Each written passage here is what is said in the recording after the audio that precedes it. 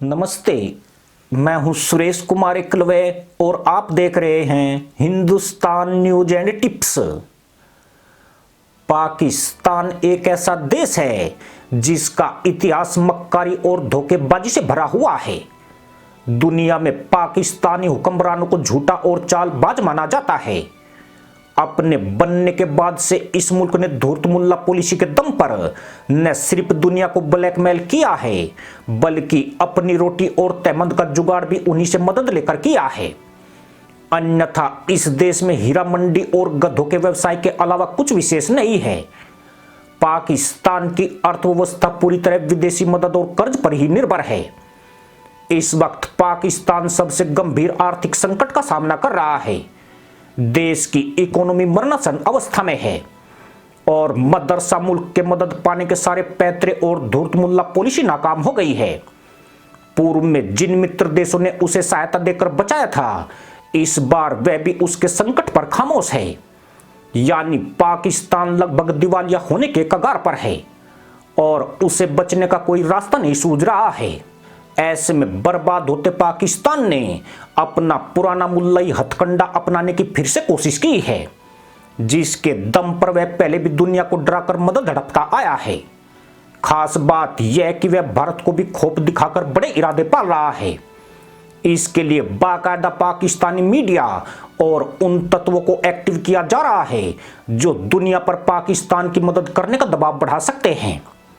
पाकिस्तान की यह चाल कितनी खौफनाक है, यह इसी से समझा जा सकता है कि वह अपने ही नागरिकों की हत्या से भी परहेज नहीं कर रहा है। पाकिस्तान की इस खतरनाक चाल को समझने से पहले साल 2001 की वह घटना भी जानना जरूरी है जिसने आतंकवाद को लेकर अमेरिका की पॉलिसी को रातों रात बदल दिया था। यह वही साल था जब अल कायदा ने अमेरिका पर सबसे बड़ा आतंकी हमला किया था और इसके बाद पाकिस्तान के तानाशाह परवेज मुशर्रफ ने ओसामा बिन लादेन को शरण देने वाले तालिबान का समर्थन नहीं करने का फैसला किया था। इसका मतलब यह नहीं था कि पाकिस्तान इस्लामिक आतंकवाद के खिलाफ लड़ने को तैयार हो गया था। दरअसल दुनिया में इस्लामिक आतंकवाद का जनक ही पाकिस्तान है। पूरी दुनिया में इसी मुल्क से मुसलमान आतंकियों का निर्यात होता है और अफगानिस्तान में तालिबान भी उसी के द्वारा तैयार किया गया था। पाकिस्तान का ऐसा करने का मकसद दुनिया को डराकर पैसे बटोरना था। पहले उसने अफगानिस्तान में सोवियत यूनियन के खिलाफ मुजाहिदीन तैयार किए थे और फिर अमेरिका की सहायता करके भारी फंडिंग प्राप्त की थी। सोवियत यूनियन अफगानिस्तान से चला गया तो तालिबान के रूप में नया खतरा पैदा कर दिया गया। कहा जाता है कि उस दौरान जब उसे अमेरिका से कम मदद मिलनी शुरू हो गई तो 9/11 का अटैक पाकिस्तान के इशारों पर ही किया गया था, जिसने पूरी दुनिया को हिलाकर रख दिया था। अल कायदा से लड़ने के लिए अमेरिका एक बार फिर से पाकिस्तान की शरण में आने को मजबूर हो गया। अमेरिका को पाकिस्तान की रणनीति की अहमियत मालूम है और बगैर उसके साथ के वह अफगानिस्तान में अल कायदा को नेस्तनाबूद नहीं कर सकता था। अल कायदा के मुसलमान आतंकी सिर्फ अफगानिस्तान में मौजूद नहीं थे बल्कि पाकिस्तान ने भी उन्हें सीमावर्ती इलाकों में ठिकाने मुहैया कराए थे। फिर इसी पाकिस्तान ने अमेरिका से सौदा किया और अमेरिका को अपना एयर स्पेस और एयरबेस तक भी इस्तेमाल करने की मंजूरी दे दी।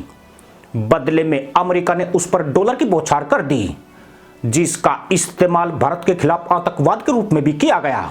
अमेरिका ने पाकिस्तान के भीतर भी मुसलमान आतंकियों और चरमपंथियों को निशाना बनाकर धुआंधार हमले किए। आंकड़ों के मुताबिक जनवरी 2004 से 2014 तक कुल 409 ड्रोन हमले किए गए। इन हमलों में 2714 मुसलमानों को हुरों की खोज में भेजा गया, जबकि 728 जाहिल घायल हो गए। सबसे ज्यादा ड्रोन हमले 2008 से 2012 के बीच पाकिस्तान पीपुल्स पार्टी के शासनकाल में हुए हैं। इस अवधि में 336 हवाई हमले किए गए, जिनमें 2282 लोगों की जान चली गई और इनमें 658 लोग घायल हो गए। 2010 में 117 हमले हुए थे, जिनमें 775 लोग मारे गए थे और 193 लोग घायल हुए थे। पाकिस्तान मुस्लिम लीग नवाज के कार्यकाल में 2013 से 2018 तक 65 ड्रोन हमले किए गए। इनमें 301 जाहिलों को हुरों की खोज में भेजा गया और 70 से ज्यादा घायल हो गए। अगस्त 2018 में पाकिस्तान में इमरान खान के कार्यकाल में अमेरिका और पाकिस्तान के रिश्ते बिखर गए। तत्कालीन अमेरिकी राष्ट्रपति डोनाल्ड ट्रंप ने पाकिस्तान को दी जाने वाली मदद में कटौती कर दी, जिसके बाद मदरसा मुल्क के हालात बिगड़ने शुरू हो गए। अगस्त 2021 में काबुल पर तालिबान का कब्जा होने के बाद नेटो सेनाएं भी अफगानिस्तान से बाहर निकल गई, जिसके बाद अमेरिका को पाकिस्तान की कोई जरूरत नहीं रही और उसने पाकिस्तान को अहमियत देना भी बंद कर दिया। यानी मदरसा मुल्क को पश्चिम से जो मदद आ रही थी, अब वो लगभग खत्म हो गई है। पाकिस्तान के आर्थिक संकट की सबसे बड़ी वजह में से यह वजह भी एक है। अब पाकिस्तान अपनी इसी पुरानी धूर्त मुल्ला पॉलिसी को लागू करने की ताक में है। संभावना जताई जा रही है कि पाकिस्तान में होने वाले आतंकियों के हमले पूर्व नियोजित है और इसके पीछे पाकिस्तानी खुफिया एजेंसी आईएसआई का हाथ है। यानी पाकिस्तान अपने इन नागरिकों को मरवाकर जहां खुद को आतंकवाद से पीड़ित दर्शाना चाहता है, वहीं पश्चिम में किसी बड़ी घटना को अंजाम देने की फिराक में है। कहा जा रहा है कि अफगानिस्तान में आईएसआई दुलारे सिराजुद्दीन हक्कानी के साथ मिलकर दुनिया को दहलाने की खौफनाक साजिश तैयार कर रही है। इसका मतलब यह है कि जहां पाकिस्तानियों पर आतंकी हमले कराकर उन्हें हुरों की तलाश में भेजा जाएगा, वहीं अफगानिस्तान की जमीन को वैश्विक खतरे के तौर पर पेश किया जाएगा। खास बात यह है कि अफगानिस्तान में बैठे आतंकियों का इस्तेमाल फिर से पश्चिम के खिलाफ करने की तैयारी पाकिस्तान कर चुका है। यानी मदरसा मुल्क एक तीर से दो शिकार कर रहा है। वह ऐसा साबित करना चाहता है कि एक अस्थिर पाकिस्तान का मतलब कट्टरपंथी इस्लाम को जन्म दे सकता है। कंगाल अशिक्षित टोपीबाजों को आतंकी समूह चंद पैसों के लिए खरीद सकते हैं, जो भारत और ईसाई मुल्कों को निशाना बना सकते हैं।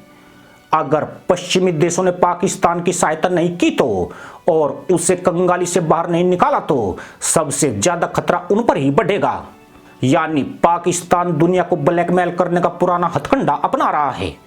यही नहीं, वह एटम बम को आतंकियों के हाथ में जाने का हुआ खड़ा करके डर को चरम पर पहुंचाने की कोशिश भी कर रहा है। यही वजह है कि पाकिस्तान में आतंकी हमले में जब 100 से ज्यादा लोग मारे गए हैं, मगर वहां पर आतंक के खिलाफ कोई सख्त कार्रवाई नहीं हुई है। उल्टे उसके बाद कराची पुलिस हेडक्वार्टर पर आतंकी हमला हो गया। दरअसल यह पाकिस्तान की रणनीति का अहम हिस्सा है, जो दुनिया को इस्लामिक आतंकवाद का खौफ दिखाकर अपने मंसूबे हासिल करना चाहता है। पाकिस्तान दिखा रहा है कि उसकी आर्थिक स्थिति बिगड़ने पर आतंकी बेलगाम हो जाएंगे। वे उसके परमाणु शस्त्रागार पर कब्जा कर लेंगे, जिसका इस्तेमाल वे अमेरिका और पश्चिमी देशों के विरुद्ध कर सकते हैं। आपको बता दें कि इसी डर के चलते इंटरनेशनल एटॉमिक रिसर्च एजेंसी की टीम 4 दिन पहले ही पाकिस्तान दौरे पर आई थी। इसलिए पाकिस्तान के इरादों पर सवाल यूं ही नहीं उठ रहे हैं। पर इसी के साथ सवाल यह भी है कि क्या मदरसा मुल्क की यह खतरनाक चालें कामयाब हो पाएगी या फिर इस बार इस आतंकी देश की तबाही होना पक्का है। इसी के साथ अनुमति दोस्तों, जय जवान, जय किसान, जय हिंद, वंदे मातरम।